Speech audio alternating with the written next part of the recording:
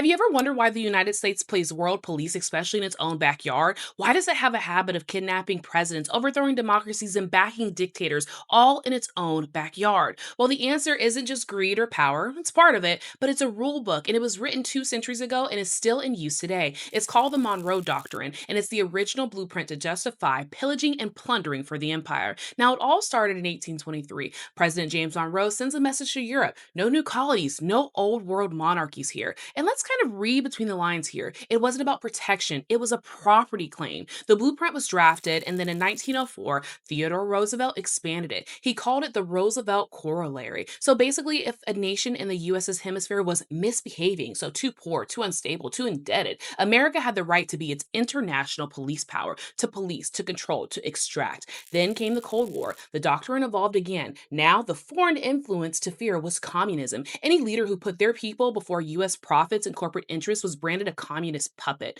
The U.S. has used this as an excuse to pillage and plunder neighboring nations. And since the Cold War, the United States has backed countless coups and regime changes in Latin America. Now, let me take you back to Guatemala in 1954. Jacobo Arbenz is democratically elected, and his crime: land reform that threatened the U.S. owned United Fruit Company. The CIA overthrows him, and what follows? 40 years of civil war. Then Chile in 1973, when Salvador Allende wins power at the ballot box. The U.S. destabilizes his economy, cheers his murder, and helps install Augusto Pinochet, a dictator who tortured countless people. And the list is long, and the pattern is honestly pretty undeniable. And this isn't some distant history either. It's the operating system that's still running today.